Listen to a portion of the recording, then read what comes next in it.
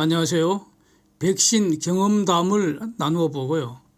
지금 문제가 되고 있는 백신 부작용 판단할 때 그 백신 맞았기 때문에 사망 또는 상해의 부작용이 왔는지, 아니면 백신 맞은 후에 부작용이라고 주장되는 그런 사건이 발생했는지, 그 구별 기준으로 인과관계 판단하게 되는데, 그 문제점 검토해 보려고 합니다. 사진 보시면 현재 바이러스가 얼마나 무서운 속도로 퍼지는지 알 수가 있는데, 가령 미국의 경우에 좌측의 현재 모습과 12월 하순의 미국 모습을 비교하면 실감을 할 수 있습니다.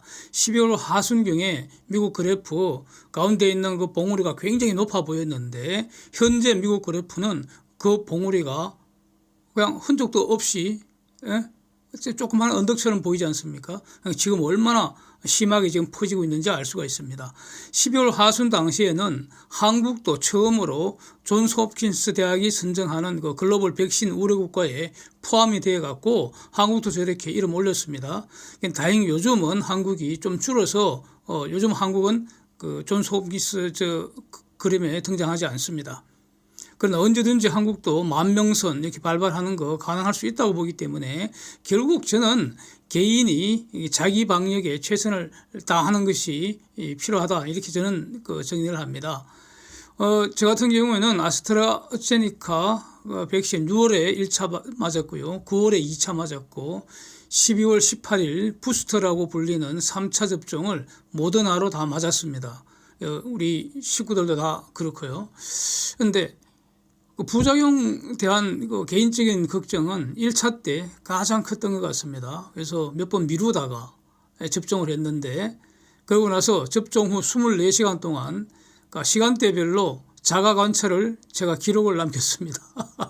그래서 카톡으로 식구들하고 다 공유를 하고 그랬는데, 사진 한번 참고해 보시죠. 네.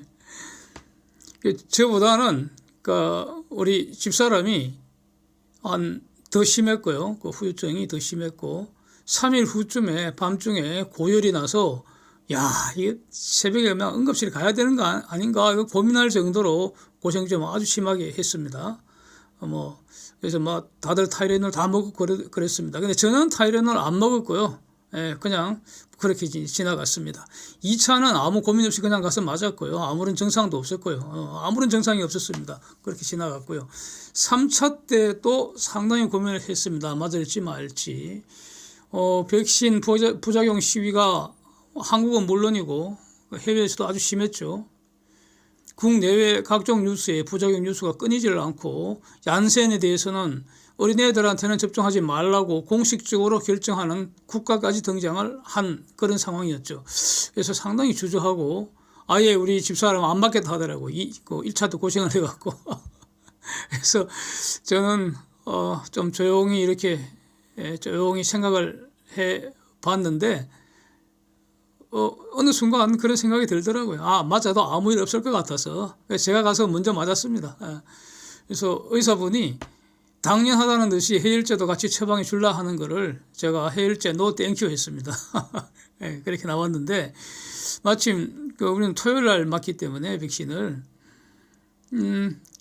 오후에 그날 토요일이 첫눈 오는 날이었습니다. 영상 배경에 있는 그 개남공원, 오전에 백신 맞고 나서 바로 오전에 반려견 보리 데리고 집사람하고 같이 셋이서 이렇게 산책을 좀 상당히 하다가 이제 집에 와서 백신 맞았다고 쉬고 있는데, 갑자기 오후에 눈이 펑펑 쏟아지길래, 눈 구경하기 힘들잖아요, 요새. 그래서 눈 오면 대박이니까 혼자서 눈 맞으면서 산길 한 14km 운동을 하고 왔습니다. 그리고 백신 맞은 생각도 못하고 그냥 샤워를 했더라고요, 보니까. 그렇게 지나갔습니다. 별일 없었습니다. 다음날 보니까 백신 맞은 그 자국, 그 부위가 살짝 뻐근할 정도.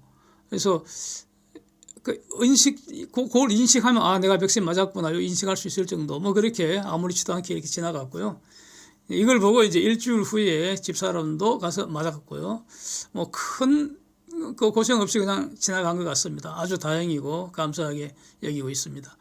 백신 맞은 후에 부작용, 주로 사망 또는 상해가 발생한 경우 문제 아니겠습니까?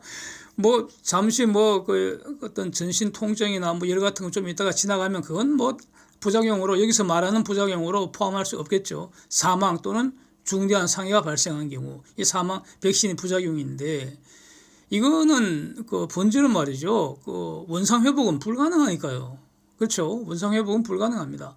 그래서 일단 불법 행위로 인한 손해배상 책임이 문제되지 않겠습니까? 결국. 그래서 이때도 불법 행위 성립에 5가지 요건이 있죠. 고의 또는 과실, 첫 번째. 두 번째는 위법성, 세 번째는 행위, 네 번째는 사망 또는 상해의 결과가 나와야 되고, 다섯 번째가 그 행위와 결과 간에 인과관계 있어야 한다. 바로 이거 아니겠습니까? 5개. 근데 나머지 4개는 다 아무 문제될 것이 없고요. 사망 또는 상해의 중대한 결과가 발생하기 때문에 그걸 적법행위라고 할 수 없고요.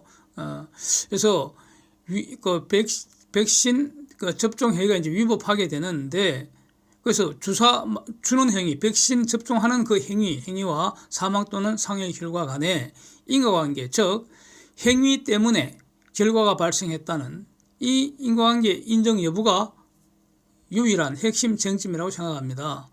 그래서 백신 때문에 죽었다는 것과 백신 맞은 후에 죽은 경우는 완전히 다른 거 아닙니까? 사람은 언제나 죽을 수 있기 때문에 백신 맞고 나서 죽을 수도 있습니다. 그래서 백신 맞고 죽은 그는 문제될 것이 없고요. 그러나 죽지 않을 사람, 백신을 안 맞았으면 안 죽었을 사람이 백신 맞고 나서 백신 때문에 죽었다면 이거는 심각한 문제죠. 바로 이 관계를 판단하는 기준이 인과관계 아니겠습니까? 그런데 지금 인과관계 판단은 주로 이게 과학적인 방법으로 접근하는 거 아닌가 하는 것이 우려가 됩니다. 이렇게 되면은 말이죠, 판단하시는 분들이 과연 이번에 문제가 된 이 백신들, 가령 아스트라제네카나 화이자나 모더나 얀센, 이런 걸 제대로 아는 분이 한국에 있습니까? 없다고 봐야죠. 그거. 네? 그리고 이것들이 각각 그 피해자들 몸속에 들어가서 어떤 사람한테는 아무 문제도 없는데 왜 어떤 사람은 사망 또는 상해라는 중대한 그 결과가 발생하는지, 그걸 각각 그 피해자들 몸속에서 어떤 자연과학적인 인과의 경로를 따라서 그런 결과가 발생했는지 과연 알 수가 있겠습니까? 이거 모르면 인과관계 없다고 그러면 안 되잖아요. 네? 백신을 최초로 만든 곳에서도 아마 모르겠죠. 이거 모를 것 같습니다. 그래서 한국 사람들이 이걸 어떻게 알겠습니까? 그 다음에 한국은 아직 제대로 된 백신조차 만들지도 못하고 있는데, 그래서 미국에서 만들어서 가져온, 영국에서 만들어서 가져온 그 백신의 그 인과관계를 어떻게 제대로 정확하게 알아내겠습니까? 그래서 모르면 인과관계 없다 그러면 안 되고, 자, 그렇습니다. 그래서 처음으로 돌아가서 원래 이 인과관계라는 것은 손해배상 책임의 성립 여부를 결정하는 법률 요건 사실입니다. 이거 법원이 재판 과정에서 법원의 고유한 어떤 그 권한으로 법률적으로 판단할 것인데, 왜 의사들 또는 자연과학 하는 사람들이 또는 백신 전문가라는 사람들이 그 판단하는 것이 과연 정당한지, 물론 그 사람들의 의견은 들을 필요가 있습니다. 언제나 뭐 당연하죠. 그래서 이런 문제가 이제 발생합니다. 아주 심각한 문제라고 봅니다. 참 시위나 논쟁 이런 걸로 어떤 그 시위도 의사표현한 방법이니까 허용해야 될 것이고 또 논쟁해야겠죠. 그러나 결국 이런 문제들 말이죠, 시위 논쟁으로는 해결될 수가 없고 결국 특별법 제정해야 되지 않을까, 저는 이런 의견입니다. 요건 사실로서 인과관계 판단, 여러 가지 견해들이 수백 년간 다투어 왔습니다. 그래서 문자를 쓴다면 지금은 상당 인과관계설이라는 말로 정리가 되어서 이제 한국 법원이 즐겨 사용하는 것으로 이렇게 알고 있습니다.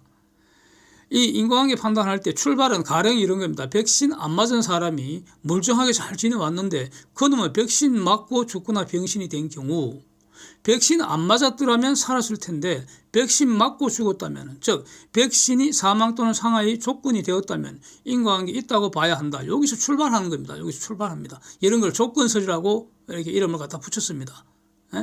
이렇게 되면은 인과관계 너무 쉽게 인정이 돼서요, 백신 맞고 나서 저절로 죽은 경우와 백신 때문에 죽은 경우가 구별할 수 없게 되는 문제점이 됩니다. 그래서 사람은 언제나 죽을 수 있기 때문에 백신 맞기 전에도 죽을 수 있고요. 백신 맞고 나서도 죽을 수 있습니다. 그래서 그냥 그러니까 백신과 아무 관계없이, 즉 인과관계 없이 백신 맞고 나서 죽은 경우까지도 포함되면 안 되기 때문에, 그것도 안 되잖아요. 그렇죠? 그것도 안 되는 건 분명합니다. 그래서 지금 이 전 세계적인 일은 완전히 전무후무한 이 비상사태이기 때문에 인과관계 판단을 저렇게 막 개별적으로 내버려 둘 것이 아니라 결국 국회에서 특별법을 제정해서 이게 보상이든 배상이든 처리를 하는데, 백신 부작용이라고 주장하면 모두 어떤 보상 또는 배상해서는 안 될 것이기 때문에 그 좀 범위를 줄이기 위해서 이 경우에는 인과관계 입증 책임을 정부에게 전환시키면 어떤가, 이런 어떤 생각을 해봤습니다. 원래는 그 불법행위 요건 사실은 주장하는 자가 모조리 입증을 해야 됩니다. 그래서 백신 부작용 때문에 죽었다고 주장하는 분들은 백신과 사망 간에, 백신 맞은 행위와 사망 간에 인과관계가 있다는 걸 증명을 해야 된다. 그거 어떻게 증명합니까? 그러니까 이때는 백신 때문에 죽은 게 아니라는 사실을 정부가 입증해라는 겁니다. 정부가 입증 못하면 백신 때문에 죽은 걸 인정해서 배상 또는 보상을 하자. 이렇게 입법적으로 처리하는 것이 이 모든 어떤 그 갈등을 빨리 해소시킬 수 있는 방법이 아닐까, 뭐 이런 생각을 해봅니다. 그래서 하여튼 얼마나 억울합니까? 멀쩡하게 잘 살던 분들이 그럼 백신 맞고 길을 달리 가게 됐으니 너무나 억울하기 때문에 그 피해자들 가급적 널리 구제를 해서 한 사람이라도 억울한 피해자 없도록 이렇게 하는 것이 대전제인데, 그렇다고 해서 백신 맞은 후에 어떻게 죽었는데 백신 때문에 죽은 것은 아닌 경우까지 포함되면 안 되니까 그 사실은 정부가 증명을 해라 이거죠. 정부가 증명 못하면 죽음은 백신 때문에 죽었으니 정부는 배상하는 것이 옳다. 이런 구조로 특별법으로 전환해야 하지 않겠는가 하는 의견입니다. 입증 책임 전환은 보통은 함부로 이거 허용해서는 안 되는 것입니다. 그렇게 생각합니다. 그러나 지금은 보통 상황이 아니고 비상 상황이기 때문에 인과관계 제도를 판단할 수 있는 사람도 없습니다. 뭐 그렇게 보여집니다 지금. 그래서 입증 책임 전환 특별법으로 처리해서 가급적 널리 구제해야 되지 않을까 이렇게 생각을 합니다. 그런데 죽고 나서 배상 받는 것보다 안 죽고 건강하게 사는 것이 가장 좋은 거, 이건 두말할 필요가 없기 때문에 왜 어떤 사람은 안 죽는데 어떤 사람은 죽느냐 이겁니다.